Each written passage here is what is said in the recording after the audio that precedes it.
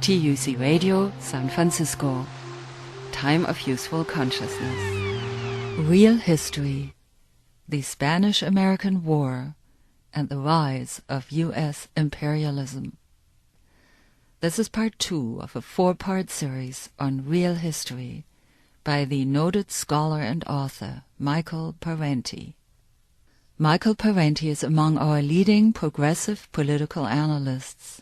He received his PhD in political science from Yale in 1962 and has taught at colleges in the US and abroad.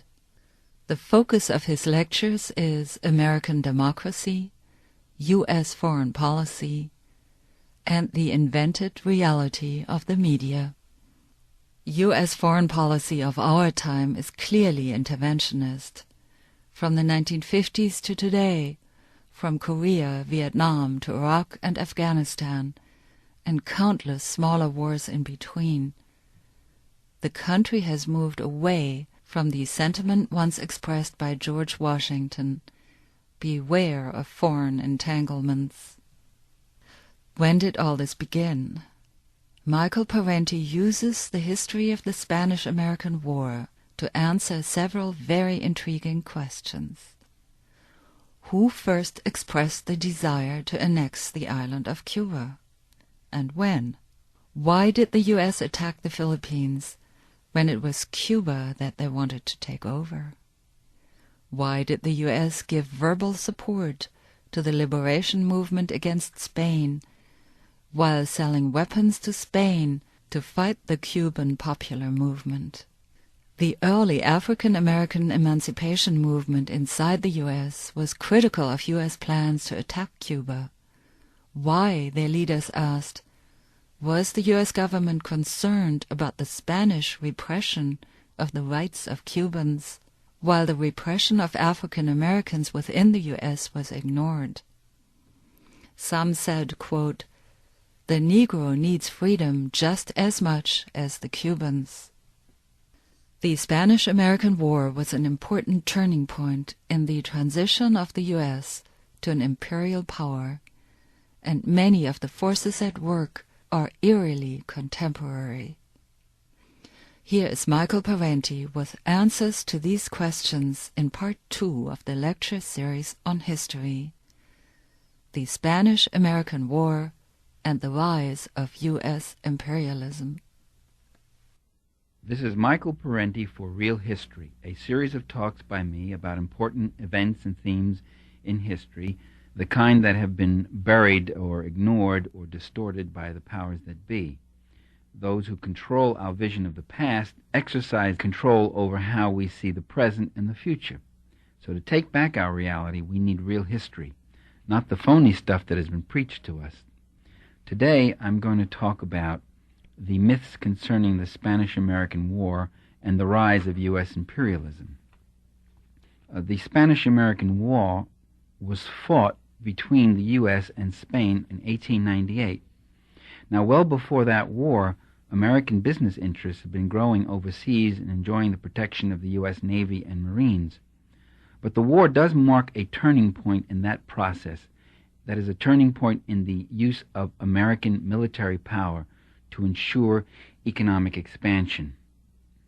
In 1898, Cuba was still a Spanish colony. And by the way, there already was a war underway. It had been going on for years. It was a war between the Cuban insurgents, the Cuban National Liberation Forces, against the Spanish colonial army. Well, why did the U.S. intervene in Cuba by sending the battleship Maine down there and doing a bunch of other things? Supposedly, the Maine's visit was just a friendly visit, and supposedly McKinley was concerned about protecting American interests in Cuba. But what were American interests in Cuba? Supposedly, Washington was at odds with Madrid because Spain was acting in a repressive way in Cuba. Indeed, Spain was acting in a repressive way. Concentration camps, mass arrests, killing people, trying to repress the insurgency. In addition, the rebellion in Cuba was said to be jeopardizing not only American lives and property on the island, but also the national security of the United States itself. and what Spain was doing to the poor Cubans was a violation of the sentiments of humanity. Well, these denunciations of Spanish cruelties, and there were plenty of Spanish cruelties, they increased in frequency as the U.S. decided it wanted to take over Spain's colonies. The U.S. Senate Foreign Relations Committee in 1898 reported, quote, "The duplicity, perfidy, and cruelty of the Spanish character. This is something the Spaniards have always been and still continue to be in Cuba." Secretary of War Russell Hagel talked about the inhuman cruelties and the absolute barbarity perpetrated by the Spaniards against the Cuban people. Well, a closer reading of history reveals that the U.S. leaders were more interested in national gain than in humanitarian rescue. That is, they were more interested in Cuba than in the Cubans. U.S. leaders had long coveted Cuba. Cuba, which was called the Pearl of the Antilles, is one of the world's largest islands. It was endowed with fertile lands, natural resources, fine harbors. It was temptingly situated just 90 miles off the Florida coast at the gateway of the Gulf of Mexico. As early as 1823, Secretary of State John Quincy Adams noted, quote, "It is scarcely possible to resist the conviction that the annexation of Cuba to our Federal Republic will be indispensable to the continuance and integrity of the Union itself." At about that same time, an aging Thomas Jefferson wrote, quote, "The island, that is Cuba, will give itself to us when able to do so. Cuba's addition to our Confederacy is exactly what is wanted to round our power as a nation to the point of its utmost interest." In 1848, Secretary of State James Buchanan anticipated the following, quote, "Under our government, Cuba would speedily be Americanized as Louisiana has been." When Spain, by the way, refused to accept the U.S. offer for $100 million to buy the island, Buchanan was unrelenting. He went on and said, quote, "We can't do without Cuba, and above all, we must not suffer its transfer to Great Britain. We should acquire it by coup d'etat at some propitious time." By the way, a lot of these leaders commented again and again about the fear that Great Britain might take Cuba from Spain, and we couldn't allow it.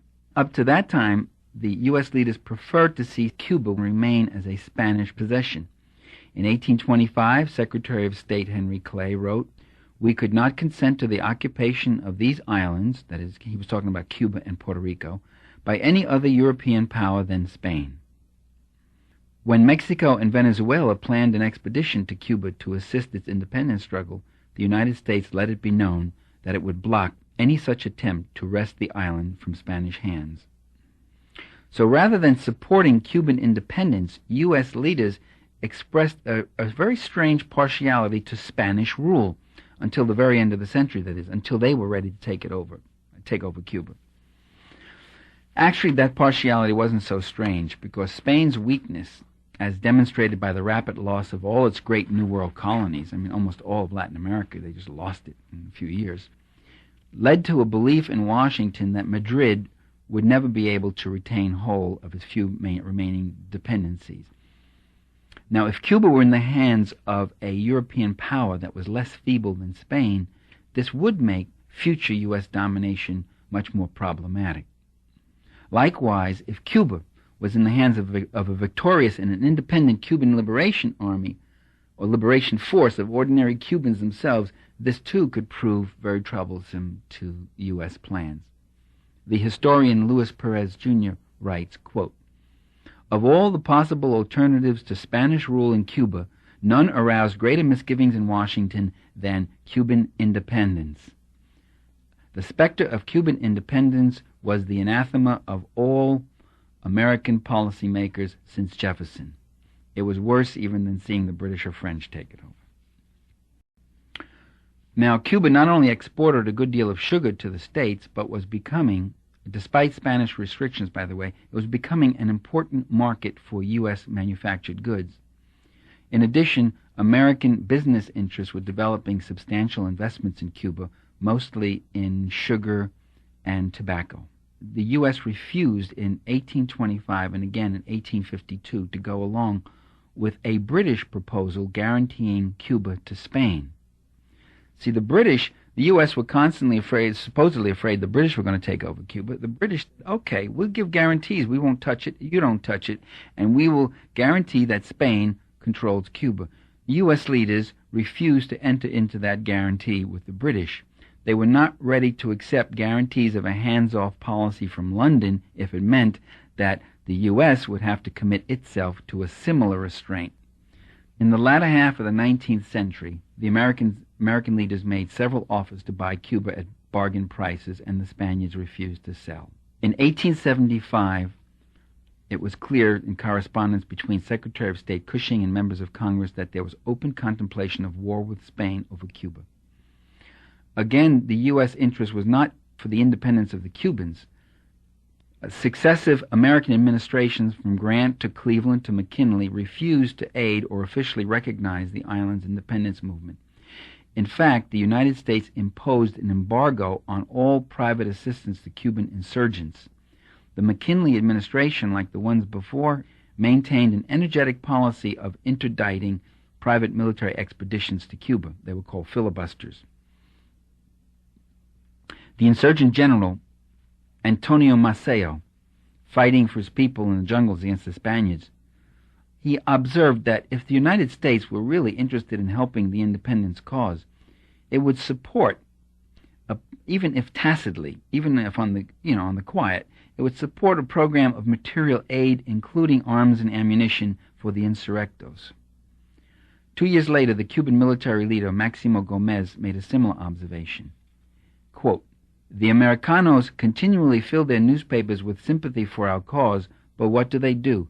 They won't even give us a rifle." Gomez pointed out, however, that Spain was free to buy arms from the U.S. as much as they wanted, and they used those arms in Cuba. So much for U.S. policy of neutrality. Despite all these obstacles, by the way, the Cuban liberation forces were coming close to winning the war by 1898. Spain's army in Cuba, which numbered as high as 200,000, consisted mostly of youths between the ages of 15 and 18 years. These troops were sent out into the field immediately without any opportunity to get acclimated to tropical severities and build up any resistance. So they were poorly trained, underfed, improperly clad and sheltered, unacclimated, plagued by malnutrition, fatigue, heat prostration, malaria, yellow fever, dysentery, and a host of other diseases, and they died like flies. In 1897, some 35,000 Spanish soldiers perished from illnesses contracted in Cuba. Another 5,000 were killed in action. In all, between 1895 and 1898, about a 3.5-year period, Spain lost about 100,000 men. And that's only a nation of 18 million it was at that time. By January of 1898, the Spanish army wasn't even launching any winter offensives. They were just sitting in their garrisons and just barely holding on to a few cities and a few military posts. The Cuban insurrection was victorious. And by the way, this is what worried U.S. leaders. Many observers pointed out that Spain was exhausted, but in fact Spain was more than exhausted. It was torn with grief and unrest over the losses sustained in Cuba. To make matters worse, by the way, another costly colonial rebellion had erupted in the Philippines, and that too was forcing Madrid to send additional thousands away and costing vast casualties. Spanish war widows and orphans were dying slowly of starvation, reported the New York Times. Desertions increased.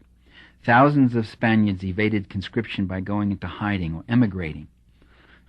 Army units mutinied outright. Some of them refused to board ships that were headed for Cuba or the Philippines. Food riots and anti-war protests erupted with increasing frequency. And the Republican political organizations, Republican with a small r, that is, those who were opposed to the monarchy, the Republican political organizations were growing in strength. The American minister in Madrid about that time pointed out that Spain was on the verge of collapse, maybe even revolution. He said, "Bread is rising in price, work is scarce, and there is certainly much popular discontent. The common people are tired of the Cuban and Philippine wars." And Madrid newspapers themselves were announcing that Spain had lost Cuba and should negotiate the island's independence. So while the American public was still being fed images of a ruthless, brutal, powerful Spain brutalizing this defenseless little Cuba, U.S. officials knew better. The U.S. leaders, including many in McKinley's own cabinet, including his own Secretary of State and Assistant Secretary of State, and including McKinley himself, were of the opinion that Spain was exhausted, financially and physically, that the Cuban rebels were stronger, and that it was a matter of time before the insurgents took over the whole island. In the areas that the insurgents controlled, they had their own schools, their hospitals, they were running agricultural organizations, they were collecting taxes, they were the effective government. Now, Cuba was only part of the story behind the war that ensued. U.S. political and economic leaders were casting hungry glances at more distant places. The president of the National Association of Manufacturers announced, quote, "Many of our manufacturers have outgrown or are outgrowing their home markets, and the expansion of our foreign trade is their only promise of relief." By 1894, the United States ranked first in the world in the value of its manufacturing. With this growing productivity, it needed new markets. It needed new areas of investment. Bankers, too, were beginning to consider overseas investment as a means of putting their idle capital to work, either through direct loans to foreigners or by financing American companies abroad. So it wasn't just some national restlessness, or America was coming of age, or America was getting its identity, or America got all jingo and egoistic, or whatever else that led to the war. There were no mass demonstrations in America for empire as such, but there was a real pressure for commercial and financial expansion abroad, and that pressure didn't come from the common people. Increasingly, business people came to believe that the way to recovery from the stagnation left by the Depression of 1893 might best be generated by expanding into other countries. American industry needed Asia's vast markets, its cheap labor, its vital resources, and access to that could best be secured by a chain of annexations across the Pacific, including Hawaii, Guam, and the Philippines. And Guam and the Philippines were both owned by Spain. Iron interests, steel, oil, textile, cotton, flour interests, along with a lot of exporting houses and railroad investors seeking concessions in China, they all pressured Washington to formulate a policy to move into the Far East to counter the German and Russian presence there. Senator Albert Beveridge said it very well. "Our largest trade henceforth must be with Asia." By the way, he was wrong. The largest trade ended up being with Latin America and Europe, but they seriously thought it would have to be Asia, and that determined their policy. And to quote Beveridge, "The Philippines give us a base at the door of all the East. The power that rules the Pacific is the power that rules the world, and with the Philippines, that power is and will forever be the American Republic." Well, I'd point out that political leaders like Presidents Cleveland and President McKinley and other business leaders preferred not to go to war if they could get what they wanted by other means. That's true today, too. When they say we're not for war, it's true. If they could get the thing without war, they much prefer it that way. War was to be considered only as a last resort, but it was never entirely ruled out. President Grover Cleveland, quote, "The United States is not a nation to which peace is a necessity." Sounds like George Bush, except he wouldn't say it, he just does it. Now, as the conflict with Spain drew close, there were elements in the business community that opposed war. There were some Wall Street brokers who feared that a war would upset an already shaky stock market. There was the Beet Sugar Trust that didn't want Cuban sugar coming in. There were others, too. But by 1897, the financial and manufacturing giants, the business people who count the most at the crucial junctures, were filled with war talks. And I'm talking about the Rockefeller and Morgan Associates, including William Rockefeller and J.P. Morgan himself. I'm talking about John Jacob Astor. I'm talking about Auguste Belmont and Russell Sage and others of the Eastern moneyed establishment. They began to pressure the White House to intervene. But when they thought about a war with Spain, it was more with the Philippines in mind than with Cuba. Going to fight over Cuba, supposedly to liberate Cuba, would present the perfect opportunity to grab Spain's Pacific markets.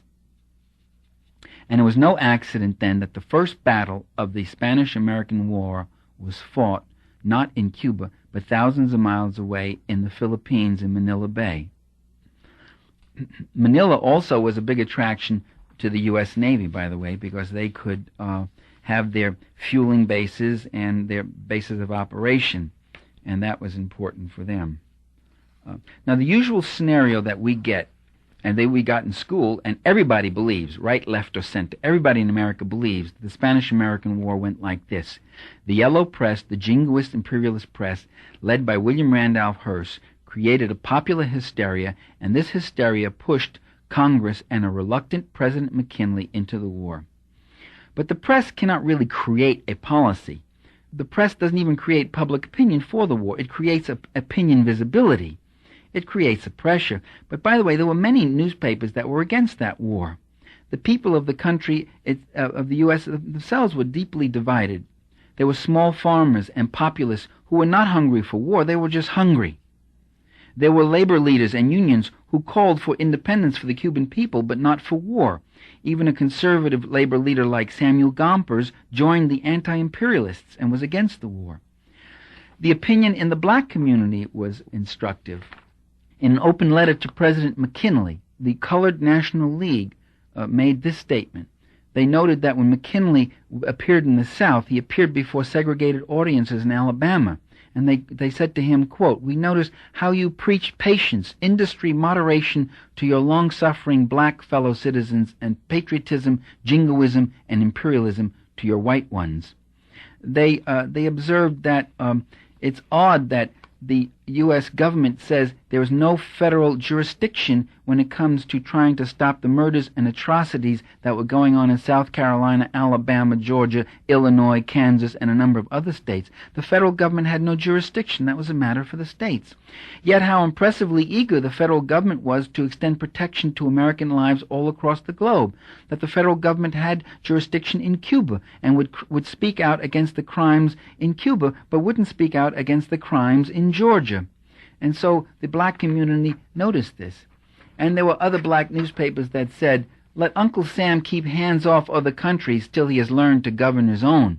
Human life at home should be protected before reaching out to protect others."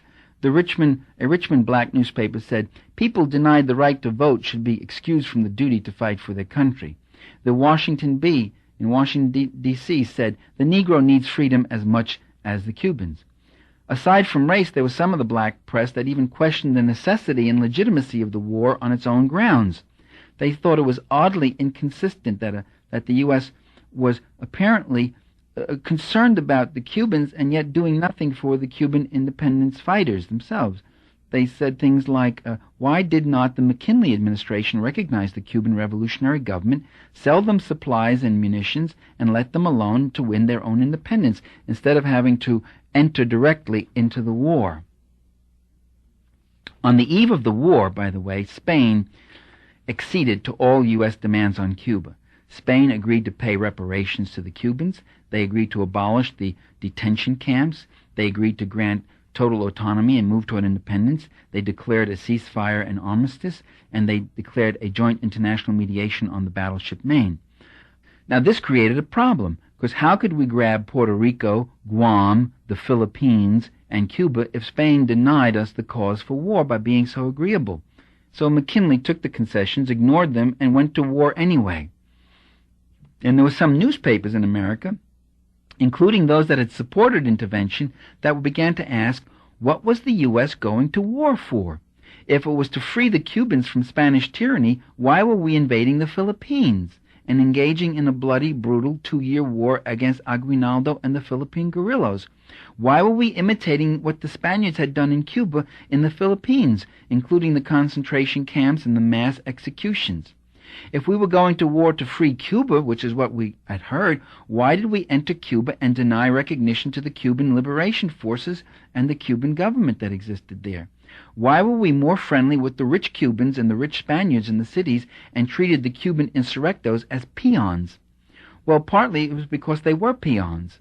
They were poor, mestizos, and blacks. They represented not just a struggle for independence, but a struggle for revolution, and this was anathema to McKinley and the class he represented. McKinley went to Cuba to prevent a successful Cuban Revolutionary War, a war for independence, not to support the war as the American public had been led to believe. And so it was with these imperialists. They used anti-imperialist sentiment, the widespread support among the American public for Cuban independence and the end of Spanish imperialism. They used that anti-imperialist feeling to advance the cause of American imperialism, playing on that sentiment to get us into a war that didn't liberate anyone, that imprisoned the Filipinos, that put the Cubans under U.S. political and economic suzerainty. Cuba was given a formal independence by 1902. So it was an empire with colonies in the Philippines, and it was an empire without colonies. That is, you didn't have to own Cuba, you just controlled all its industry, its imports, its exports, its land, and its farms, and its economy. And so today still that same kind of thing goes on. They fabricate excuses to get into this or that country and in order to make the world safe for hypocrisy and for rich investors. This is Michael Parenti with some real history. That was Michael Parenti with part 2 of a 4-part series on history, the Spanish-American War and the rise of US imperialism. Come back for the next program on TUC Radio, when Parenti will discuss the origins of World War II. Michael Parenti is an internationally known author and lecturer. His books include Democracy for the Few, Super Patriotism, The Assassination of Julius Caesar, The Terrorism Trap, and History as Mystery. You can find out more about real history on TUC Radio's website, www.tucradio.org. That's tucradio.org. Look under newest programs. You can get information how to order a copy of The Myth of the Founding Fathers that includes the lecture on the Spanish-American War by calling us. TUC Radio is free to all radio stations. Your tape or CD order is the only support we receive and is essential to keep us on the air. Call us toll-free anytime at 877-TUC-TAPE for information on how to order. You can get your tape or CD by mail or credit card, by phone, or on the web.